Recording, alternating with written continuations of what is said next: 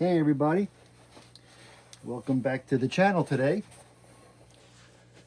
Okay, let's get into this here and see what we have. Are you ready? It's time for Papa's comic books and coffee. Alrighty, here we go. We have Archie and Me, Growl. On number 40, only 15 cents back in 1971. Little torn, little ragged, but it's, it's 40, what is it? I don't know, 40, 52 years old? Yeah, 52 years old. All right, this has a few stories in it. One is called Wee-Oink, then there's a little Jinx, and then there's Talk and Don't Talk. Take to the Hills, Part 1 and Part 2, and then the Peacemaker. Okay, well, let's get into it and see what we can do today. Archie and Me, Wild Vibrations, Wee-Oink. Good grief, what was that? It sounded like an elephant. It sounded like it came from the gym. Let's look in the gym. Growl. Archie Andrews, I might have known. What is going on around here? Don't you know school was over an hour ago? Sure, Mr. Weatherby. We're practicing for the school dance Saturday night. What's the screeching elephant and the growling lion have to do with practicing music? Oh, that. We're trying to find a new sound for our new number, Wild Vibrations. We tape it in the background with our music. Wild Vibrations, yeesh. But so far we're stumped. We just can't seem to find the right sound. Listen to this sound and tell us what you think of it. Tweet, tweet. Will you shut that thing off? I think it's ridiculous. That's what we thought too. We need something more original. Listen to this one, Mr. Weatherby. Okay, Reg, turn on the tape recorder. What are you doing with a motorcycle in the school gym? We're trying to find the right sound. Get off that motorcycle this minute. Don't touch the throttle. Oh, broom, broom, crash, broom, broom, yeah, into the pool he goes. Are you all right, Mr. Weatherby? You better go to the locker room so you can dry off. We'll get the bike out of the pool. Arch, I got the whole thing on tape. It's a gas. Listen to this. That's the sound we've been searching for. Crash, gang, boom. Wild Vibrations ringing in your ears. They said without you, this number wouldn't be possible. I didn't know you wrote music, Mr. Weatherby. Neither did I. Ooh, used to have one of those bikes when I was younger. Long, long time ago. Little Jinx, name of the game. Boy, I'd sure like to change my name. Really? Don't you like your name? Oh, I like it all right. Then why do you want to change it? Because Charlie Hoss said he's going to give me a beating. And sure as my name is Little Jinx, uh-oh. Archie and Me, talk and don't talk. Archie, did you and Jughead have a fight? No, Mr. Weatherby. Why do you ask? I noticed he hasn't spoken to you all day. Oh, he's just being polite. Polite? Yes, he never talks with his mouth full. The end. Take to the Hills. In this most improbable and therefore typical Archie tale, he and I are traveling together to an educational conference in a distant city. He represents the students and I, the teachers. Excuse me, I'm on. Let's go, sir. The train's about to leave on track 5. Well, wave bye-bye to it if you want. However, our train is on track 12. No, sir. I'm sure it's 5. This is your principal talking, son. 12.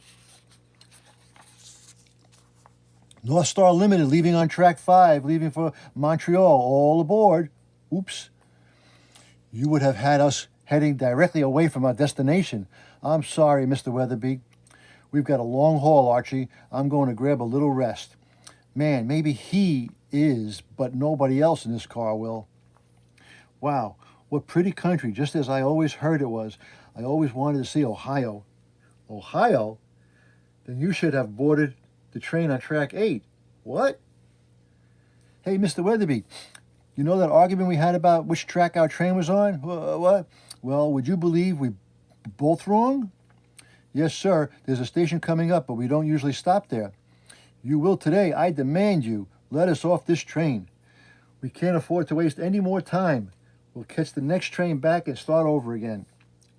Oop, this is a mighty small station. My good man, when is the next train back to that direction? There may be a milk train rattle by in about 4 or 5 days, I reckon.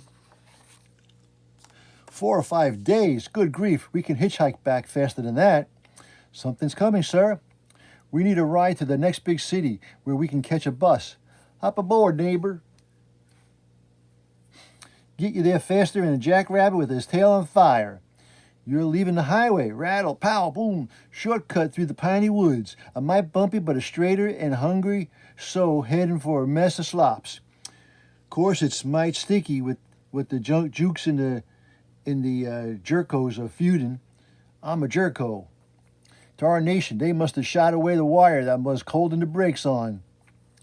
Splash into the water. Now don't you worry, none strangers. These ain't jukes. These my family. They're jerkos. Jukes and jerkos, wow. Glove it, figures. Take 'em up to the house. Ma, I'll stay here and fling a few shots over to the jukes. Hey, fun, sonny. Now you'll get out of them wet things before you get pneumonia. We'll get you into some dry duds. He, Mr. Weatherby, you look like a hillbilly, and I feel like a fool. Gosh, Ma, he's a purty one. Can I have him, Ma? Can I? Huh? Can I have him? Now, Lola May, you mind your manners. I hate to tell you this, Mr. Weatherby, but you light her fire. Don't tempt me, boy. You're a sweet kid, Lola May. Here's a nice ballpoint pen to play with. Now run along and make your mark on somebody else. Luke, Zeke, Paul, Lola May is going to get hitched. The stranger give her a gift. It's the custom in these here parts when y'all give a gift, it meant y'all's going to marry up with the she-all. Congratulations. Save your breath, I think he all passed out. End of part 1. Okay, part 2. Hurry up, we got to get this marrying over with before Judge Jukes hears about it. I thought you jerkos were feuding with the Jukes. We are, but Judge Jukes is still in love with Lola May, and he'll blow the head off anybody that takes her away from him. This isn't happening. It just can't be happening. Kapow, ew, it's happening. Zip, it's Judge Jukes head for cover. Quick, Archie, we better get out of this while we can. Does this mean you're jilting your bride, sir?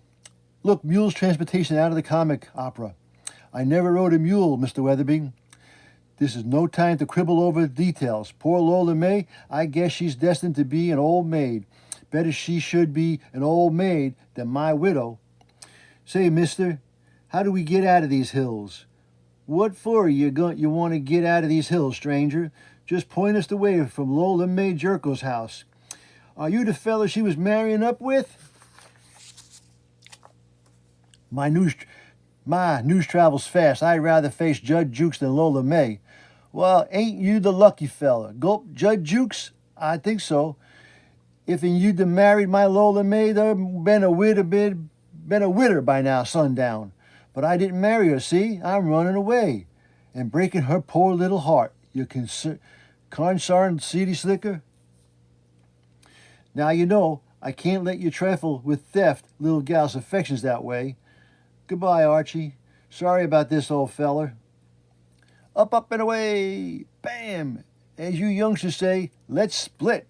Lola May, fate has flanged us together. It's a sign we was meant for each other. Irk.